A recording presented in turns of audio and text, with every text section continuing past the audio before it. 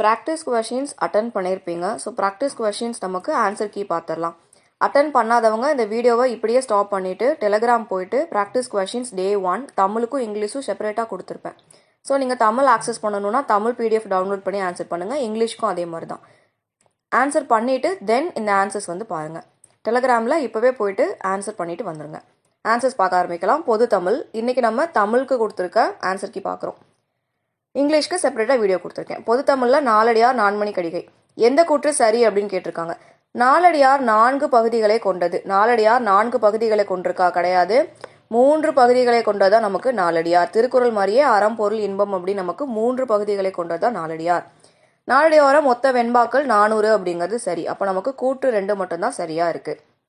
எந்த கூற்று சரியானது அப்படின்னு கேட்டிருக்காங்க. 2வது கேள்வி, பெரு முத்தரையர்கள் பற்றிய குறிப்புகள் அமைந்துள்ள நூல் நான்மணி கடிகை.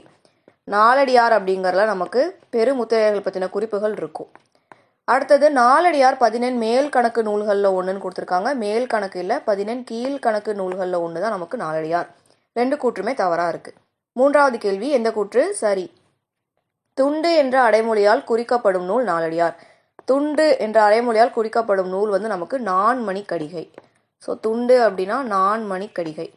அடுத்தது நாலடியார் முப்பாலாக வகுத்தவர் தர்மர். நாலடியார முப்பாலா வகுத்தவர் நமக்கு தர்மர் அப்படிங்கிறது சரியாதான் இருக்கு.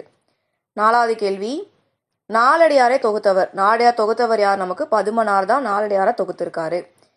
5வது கேள்வி, எந்த கூற்று சரின்னு கேட்டிருக்காங்க. 14 கீழ்கணக்கு நூல்களுள் அறநூல்கள் செப்பலோசையில் அமைந்துள்ளன. கரெக்டு.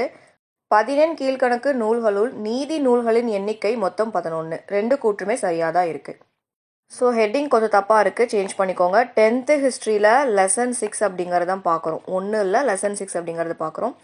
முதல் கேள்வி, இது தமிழ்நாட்டில் வேலூர் கிளர்ச்சிக்கு வழிவகுத்தது. எது வந்து வேலூர் கிளர்ச்சிக்கு வழிவகுத்ததுன்னு கேட்டிருக்காங்க. பாளையக்காரர்கள் போர்.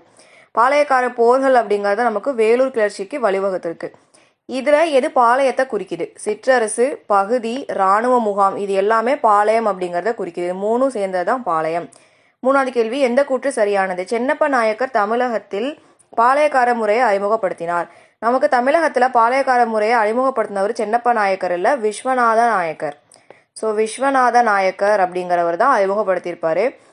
அவர் 1529 மதுரையின் நாயக்கர் ஆட்சியாளர் ஆனார். இங்க அவர் அப்படிங்கிறது சென்னப்ப நாயக்கரை சொல்லியிருக்காங்க. அப்ப நமக்கு 2மே தப்பா இருக்கு. நோட் பண்ணிக்கோங்க. 1, 2 இதான் வந்து சரி. 1, 2 தப்பு அப்படிங்கறத நமக்கு சரியான விடையா இருக்கு. விஸ்வநாத நாயக்கர் அப்படிங்கறத நமக்கு தமிழகத்துல பாளையக்கார முறையை அறிமுகப்படுத்தியிருப்பாரு. 4வது கேள்வி, தமிழ்நாட்டில் நாயக்கர் ஆட்சியாளர்களால் எத்தனை பகுதிகள் உருவாக்கப்பட்டன? இங்க பகுதிகள் அப்படிங்கிறது பாளையங்களை சொல்றாங்க. மேற்கு பாளையம், கிழக்கு பாளையம், மொத்தம் 2 பாளையங்கள் நமக்கு இருந்தது. 2 பகுதிகளா நமக்கு பிரிச்சிருக்காங்க. 5வது கேள்வி, கூற்று சரியானது. நெற்கட்டும் செவல் கோட்டை 1764 கட்டபொம்மனால் மீண்டும் கைப்பற்றப்பட்டது. கட்டபொம்மன் கிடையாது நமக்கு. நெற்கட்டும் செவலை ஆண்டவர் யாரு? பூலித்தேவர் அப்படிங்கிறவர் தான் நமக்கு நெற்கட்டும் செவல் அப்படிங்கிற இடத்த ஆட்சி பண்ணிட்டு இருந்திருப்பாரு. அவரோட கோட்டையை அவர் மீட்டிருக்காரு. கேப்டன் ஹெரான் 1767 பூலித்தேவரை தோற்கடித்தார். அப்ப நமக்கு பூலித்தேவரை தோற்கடிச்சவர் ஹெரான் இல்ல, கேம்பல் அப்படிங்கிறவங்க. கேப்டன் கேம்பல் அப்படிங்கிறவங்க தான் 1767 பூலித்தேவரை தோற்கடிச்சிருப்பாங்க. 2மே நமக்கு வந்து சரியில்லை அப்படிங்கறதான் சரியான விடை. அடுத்து சதவீதம் பார்க்குறோம். சம்ஸ் நான் உங்களுக்கு சால்வ் பண்ணி காட்டுறேன். சரிங்களா? சம்ஸ் நான் உங்களுக்கு சால்வ் பண்ணி காட்டிடுறேன். பின்னம் 23, 30 சதவீதமாக மாற்றணும் அப்படின்னு நமக்கு கொடுத்துருக்காங்க. கொடுத்துருக்க கேள்வி நமக்கு என்ன? 23, 30 அப்படிங்கிறத சதவீதமாக மாற்றணும்.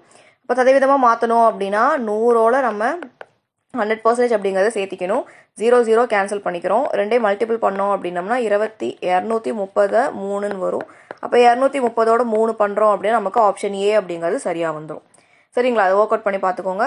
சம் வந்து ஒர்க் அவுட் பண்ணியிருப்பீங்க. இருந்தாலுமே நம்ம வந்து ஆன்சர் கொடுத்து சொல்லணும் அப்படிங்கறதுக்காக ஒர்க் அவுட் பண்ணுறோம். இதை நமக்கு சால்வ் பண்ணும்போது 76 2/3% அப்படிங்கிறது கிடைச்சிரும். 2வது கேள்வியை பார்க்குறோம். ஒரு பள்ளியில் 560 மாணவர்கள் இருக்காங்க. அதில் 320 பேர் சிறுவர்கள் எனில் அந்த பள்ளியில் உள்ள சிறுமிகளின் சதவீதம். பாய்ஸ் அப்படிங்கிறவங்க சிறுவர்கள் நமக்கு வந்து 320 இருக்காங்க. கேர்ள்ஸ் வந்து எவ்வளோ அப்படின்னு கேட்டிருக்காங்க. அப்போ ஒரு பள்ளியில் மொத்தமாக 560 அப்படிங்கிறது டோட்டல் நமக்கு. அதில் 560லேருந்து 320 அப்படிங்கிறத கழிச்சா நமக்கு என்ன கிடைக்கும்? அதில் 240 அப்படின்னு கிடைக்கும். இந்த 240 அப்படிங்கறது நமக்கு சிறுமிகளோட எண்ணிக்கை. சிறுமிகளோட எண்ணிக்கை நமக்கு 240. அப்ப அப்போ 240 560 டோட்டலால் நம்ம 100% சதவீதம் கேட்டிருக்காங்க, 100ஆல் நம்ம பெருக்கணும் அப்படின்னம்னா நமக்கு 42.86% அப்படிங்கிறது கிடைக்கும். ஆப்ஷன் சி தான் நமக்கு கரெக்டாக இருக்குது. இது நமக்கு சால்வ் பண்ணும்போது ஆன்சர் நமக்கு கிடைக்குது. அடுத்து குறள்மதி 20% தள்ளுபடியுடன் ஒரு ரெயின் கோட்டை வாங்கி ரூபாய் 25 சேமித்தார் எனில் ரெயின் கோட்டின் அசல் விலை என்ன?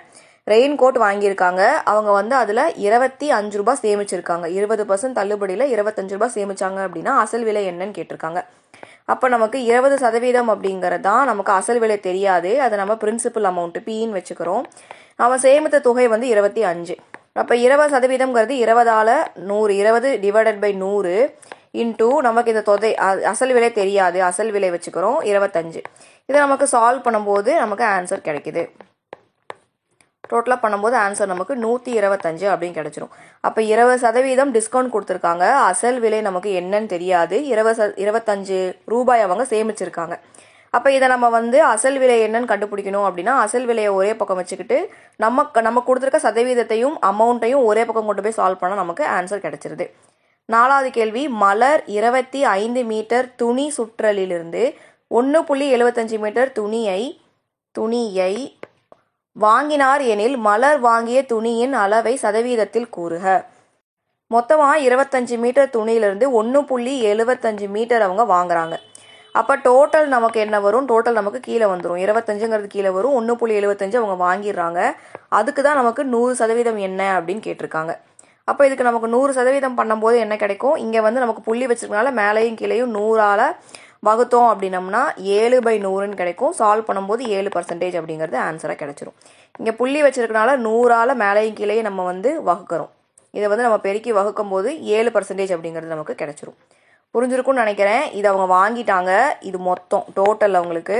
ஸோ வாங்கினது டோட்டல் போடும்போது பாயிண்டில் இருக்குது, இந்த புள்ளி நம்ம எடுக்கணும் அப்படிங்கிறதுக்காக 100 மேலே கீழே நம்ம வந்து பெருக்கிறோம். பாயிண்ட் வச்சிருக்கனால நம்ம அதை 100ஆல் மேலேயும் கீழேயும் பெருக்கிறோம். அப்போ பாயிண்ட் போயிருமா? 175 கீழே நமக்கு என்ன கிடைக்கும்? 25 × 100ன்னு கிடைக்கும். அதை பண்ணும்போது 7/100ன்னு வரும். இதை நமக்கு வகுத்தோம் அப்படின்னா 7% அப்படிங்கிறது கிடைச்சிரும். 5வது கேள்வி, ஒரு வகுப்பில் 50 மாணவர்கள் உள்ளனர். ஒரு குறிப்பிட்ட நாளில் 14% பேர் வருகை புரியவில்லை எனில் வருகை புரிந்த மாணவர்களின் எண்ணிக்கை.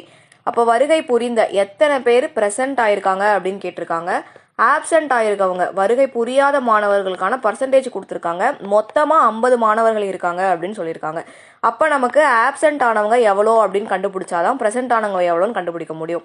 வருகை புரியாத மாணவர்கள் நம்ம கண்டுபிடிக்கணும். 14% வந்து 50 பேருக்கு எவ்வளோ அப்படின்னு பார்க்குறோம்.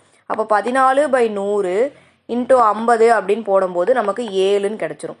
அப்போ வருகை புரியாத மாணவர்கள் எண்ணிக்கை 7 பேர் அப்படின்னா டோட்டல் நமக்கு 50ன்னு தெரியும். 50ல் 7 கழிச்சோம் அப்படின்னா 43. அப்போ ப்ரெசென்ட் வருகை புரிந்த மாணவர்கள் எண்ணிக்கை நமக்கு என்ன? 43 அப்படிங்கிறது தான் நமக்கு ஆன்சராக இருக்குது. உங்களுக்கு இந்த டெஸ்ட் யூஸ்ஃபுல்லாக இருந்திருக்கும்னு நினைக்கிறேன். நமக்கு ஃபீட்பேக் கொடுங்க, கொஷின் எப்படி இருக்குது, உங்களுக்கு வந்து ஆக்சஸ் பண்ண முடியுதா, ஈஸியாக கஷ்டமாக சொல்லுங்கள். அதே மாதிரி மொத்தமாக உங்களுக்கு 15 கேள்விகள் கொடுக்கப்பட்டிருக்கு. ஒரு கேள்விக்கும் 2 மதிப்பெண்கள் வீதம். உங்களுக்கு 30 மதிப்பெண்கள். 30க்கு நீங்கள் எவ்வளோ வாங்கினீங்க அப்படிங்கிறத கமெண்ட்டில் சொல்லுங்கள். ஃபீட்பேக் கொடுக்கணும் அப்படின்னா டெலிகிராமில் ஃபீட்பேக் கொடுங்க. Day 2 ஷெடியூல் இப்போ உங்களுக்கு கொஞ்சம் நேரத்தில் போஸ்ட் ஆயிரும். ஸோ அதை பார்த்துட்டு Day 2க்கான ஷெடியூலை படிக்க ஆரம்பிச்சிருங்க. தேங்க்யூ.